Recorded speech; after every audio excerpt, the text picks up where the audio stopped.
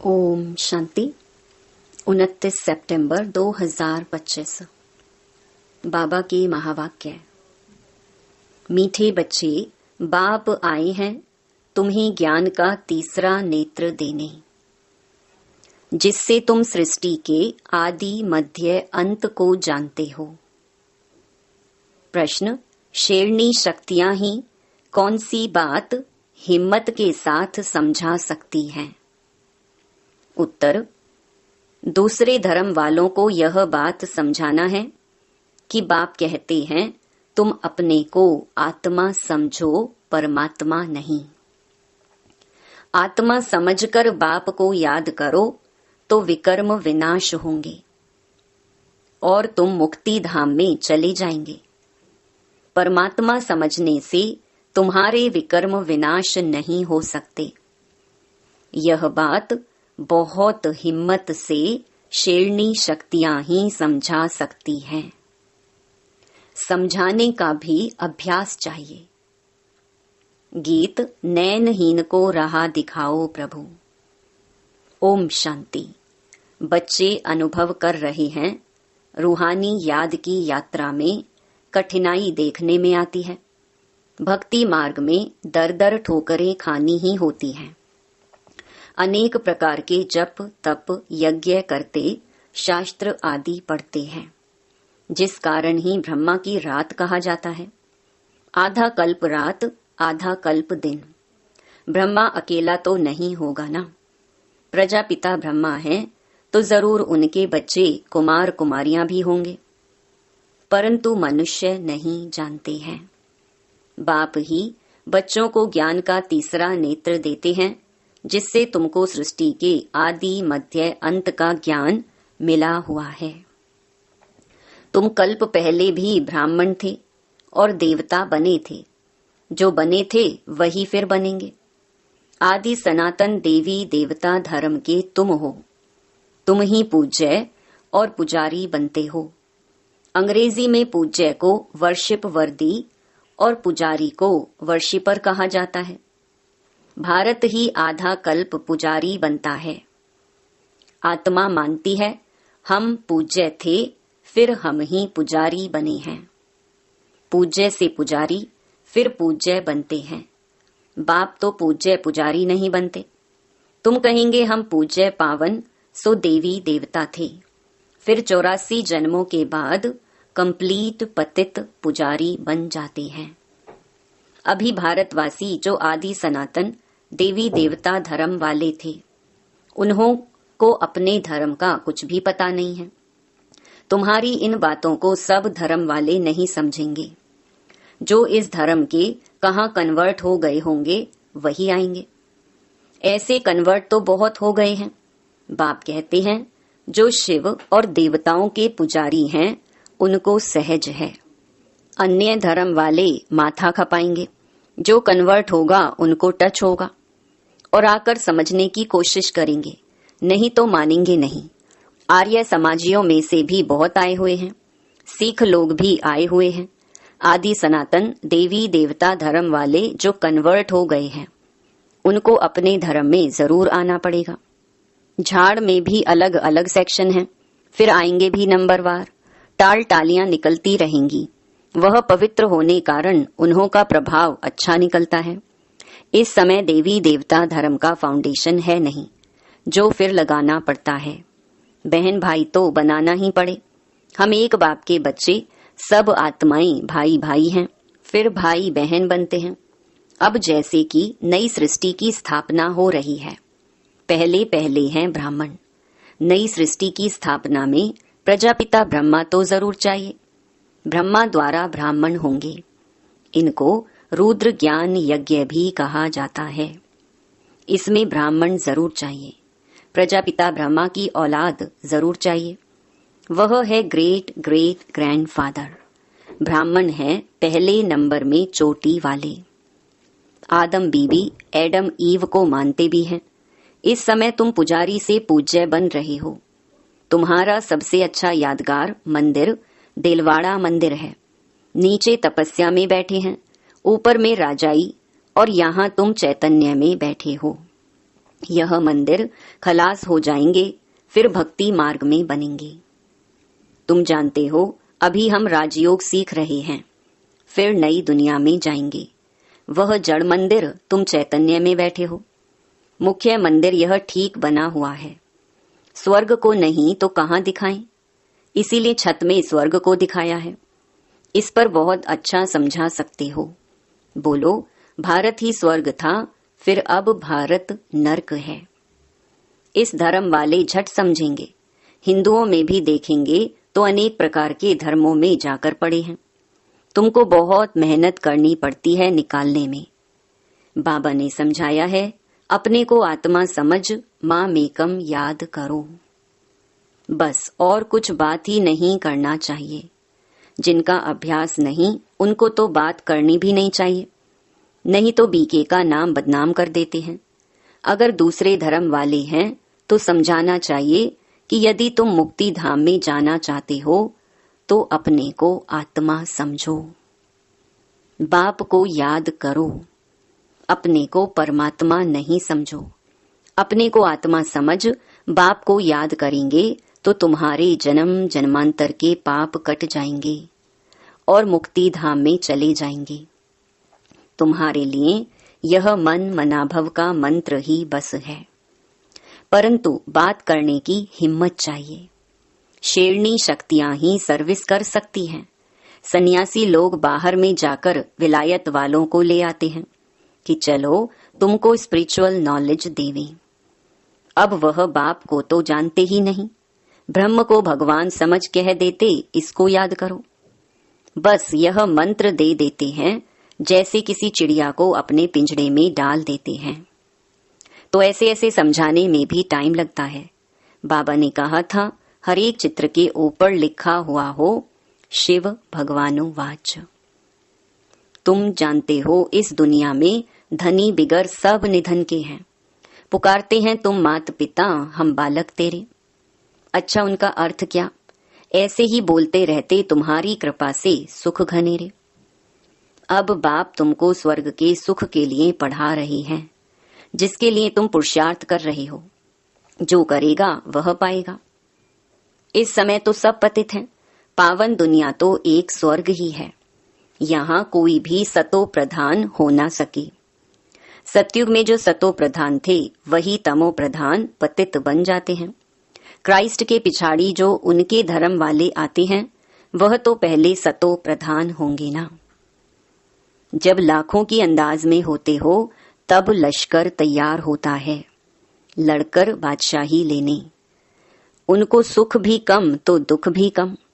तुम्हारे जैसा सुख तो किसको मिल ना सके। तुम अभी तैयार हो रहे हो सुख धाम में आने के लिए। बाकी सब धर्म कोई स्वर्ग में थोड़े ही आते हैं। भारत जब स्वर्ग था तो उन जैसा पावन खंड कोई होता नहीं। जब बाप आते हैं तब ही ईश्वरीय राज्य स्थापन होता है। वहां लड़ाई आदि की बात नहीं। लड़ना झगड़ना तो बहुत पीछे शुरू होता है। भारतवासी इतना नहीं लड़े हैं, थोड़े आपस में लड़कर अलग हो गए हैं। द्वापर में एक दो पर चढ़ाई करते हैं। यह चित्र आदि बनाने में भी बड़ी बुद्धि चाहिए। यह भी लिखना चाहिए कि भारत जो स्वर्ग था, सो फिर नर्क जैसा कैसे बना है। आकर समझो, भारत सदगति में था, अब दुर्गति में है। अब सदगति को पाने के लिए बाप ही नॉलेज देते हैं। मनुष्यों में यह रूहानी नॉलेज होती नहीं, यह होती है परम पिता परमात्मा में। बाप यह नॉलेज देते हैं आत्माओं को, बाकी तो सब मनुष्य मनुष्यों को ही देते हैं। शास्त्र भी मनुष्यों ने लिखे हैं, मनुष्यों ने पढ़े हैं। यहाँ तो तुम्हें रूहानी बाप पढ़ाते हैं और रूह पढ़ती है। पढ़ने वाली तो आत्मा है ना, वह लिखने और पढ़ने वाले मनुष्य ही हैं। परमात्मा को तो शास्त्र आदि पढ़ने की दरकार नहीं। बाप कहते हैं, इन शास्त्रों आदि से किसकी भी सदगति हो नहीं सकती। मुझे ही आकर सबको वापस ले जाना है। अभी तो दुनिया में करोड़ों मनुष्य हैं। सतयुग में जब इन लक्ष्मी नारायण का राज्य था तो वहां 9 लाख होते हैं। बहुत छोटा झाड़ होगा। फिर विचार करो इतनी सब आत्माएं कहाँ गईं? ब्रह्म में व पानी में तो नहीं लीन हो गईं। वह सब मुक्ति धाम में रहती हैं। हर एक आत्मा अविनाशी है। उनमें अविनाशी पार्ट नूंधा हुआ है जो कभी मिट नहीं सकता। आत्मा विनाश हो ना सके, आत्मा तो बिंदी है। बाकी निर्वाण आदि में कोई भी जाता नहीं, सबको पार्ट बजाना ही है। जब सब आत्माएं आ जाती हैं तब मैं आकर सबको ले जाता हूँ। पिछाड़ी में है ही बाप का पार्ट। नई दुनिया की स्थापना, फिर पुरानी दुनिया का विनाश, यह ड्रामा में नोंद है। तुम आर्य समाजियों के झुंड को समझाएंगे तो उसमें जो कोई इस देवता धर्म का होगा उनको टच होगा।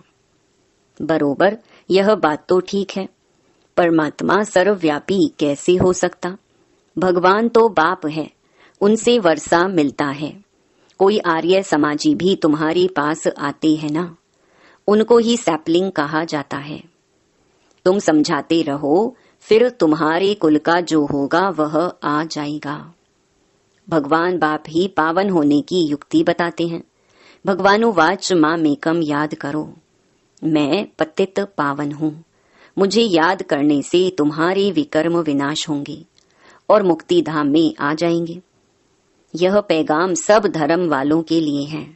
बोलो, बाप कहते हैं देह के सब धर्म छोड़ मुझे याद करो तो तुम तमो प्रधान से सतो प्रधान बन जाएंगे। मैं गुजराती हूँ, फलाना हूँ, यह सब छोड़ो। अपने को आत्मा समझो और बाप को याद करो। यह है योग अग्नि। संभाल कर कदम उठाना है। सब नहीं समझेंगे। बाप कहते हैं पतित पावन मैं ही हूँ। तुम सब हो पतित। निर्वाण धाम में भी पावन होने बिगर आ ना सके। रचना के आदि मध्य अंत को भी समझना है। पूरा समझने से ही ऊंच पद पाएंगे। थोड़ी भक्ति की होगी तो थोड़ा ज्ञान समझेंगे, बहुत भक्ति की होगी तो बहुत ज्ञान उठाएंगे। बाप जो समझाते हैं उसको धारण करना है। वानप्रस्थियों के लिए और ही सहज है। गृहस्थ व्यवहार से किनारा कर लेते हैं। वानप्रस्थ अवस्था 60 वर्ष के बाद होती है। गुरु भी तब करते हैं। आजकल तो छोटेपन में ही गुरु करा देते हैं, नहीं तो पहले बाप, फिर टीचर, फिर 60 वर्ष के बाद गुरु किया जाता। सदगति दाता तो एक ही बाप है। यह अनेक गुरु लोग थोड़े ही हैं। यह तो सब पैसे कमाने की युक्तियां हैं। सतगुरु है ही एक, सबकी सदगति करने वाला। बाप कहते हैं मैं तुमको सब वेदों शास्त्रों का सार समझाता हूँ। यह सब है भक्ति मार्ग की सामग्री। सीढ़ी उतरना होता है। ज्ञान, भक्ति, फिर भक्ति का है वैराग्य। जब ज्ञान मिलता है तब ही भक्ति का वैराग्य होता है। इस पुरानी दुनिया से तुमको वैराग्य होता है। बाकी दुनिया को छोड़ कहाँ जाएंगे? तुम जानते हो यह दुनिया ही खत्म होनी है, इसीलिए अब बेहद की दुनिया का संन्यास करना है। पवित्र बनने बिगर घर जा ना सके। पवित्र बनने के लिए याद की यात्रा चाहिए। भारत में रक्त की नदियां होने के बाद फिर दूध की नदियां बहेंगी। विष्णु को भी क्षीर सागर में दिखाते हैं। समझाया जाता है इस लड़ाई से मुक्ति, जीवन मुक्ति के गेट खुलते हैं। जितना तुम बच्चे आगे बढ़ेंगे उतना ही आवाज निकलता रहेगा। अब लड़ाई लगी की लगी। एक चिंगारी से देखो आगे क्या हुआ था। समझते हैं कि लड़ेंगे जरूर। लड़ाई चलती ही रहती है। एक दो के मददगार बनते रहते हैं। तुमको भी नई दुनिया चाहिए तो पुरानी दुनिया जरूर खत्म होनी चाहिए। अच्छा, मीठे मीठे सिकिलधे बच्चों प्रति मात पिता बाप दादा का याद प्यार और गुड मॉर्निंग। रूहानी बाप की रूहानी बच्चों को नमस्ते। धारणा के लिए मुख्य सार। पहला, यह पुरानी दुनिया अब खत्म होनी है, इसीलिए इस दुनिया का संन्यास करना है। दुनिया को छोड़कर कहाँ जाना नहीं है, लेकिन इसे बुद्धि से भूलना है। दूसरा, निर्वाण धाम में जाने के लिए पूरा पावन बनना है। रचना के आदि मध्य अंत को पूरा समझकर नई दुनिया में ऊंच पद पाना है। वरदान, किसी भी आत्मा को प्राप्तियों की अनुभूति कराने वाले यथार्थ सेवाधारी भव। यथार्थ सेवा भाव अर्थात सदा हर आत्मा के प्रति शुभ भावना, श्रेष्ठ कामना का भाव। सेवा भाव अर्थात हर आत्मा को भावना प्रमाण फल देना। सेवा अर्थात किसी भी आत्मा को प्राप्ति का मेवा अनुभव कराना। ऐसी सेवा में तपस्या साथ साथ है। जहाँ यथार्थ सेवा भाव है वहाँ तपस्या का भाव अलग नहीं। जिस सेवा में त्याग तपस्या नहीं वह है नामधारी सेवा। इसीलिए त्याग तपस्या और सेवा के कंबाइंड रूप द्वारा सच्चे यथार्थ सेवाधारी बनो। स्लोगन: नम्रता और धैर्यता का गुण धारण करो तो क्रोध अग्नि भी शांत हो जाएगी। अव्यक्त इशारे: अब लगन की अग्नि को प्रज्वलित कर योग को ज्वाला रूप बनाओ। अभी निर्भय ज्वालामुखी बन प्रकृति और आत्माओं के अंदर जो तमोगुण है उसे भस्म करो। तपस्या अर्थात ज्वाला स्वरूप याद। इस याद द्वारा ही माया व प्रकृति का विकराल रूप शीतल हो जाएगा। आपका तीसरा नेत्र ज्वालामुखी नेत्र माया को शक्तिहीन कर देगा। अच्छा, ओम शांति।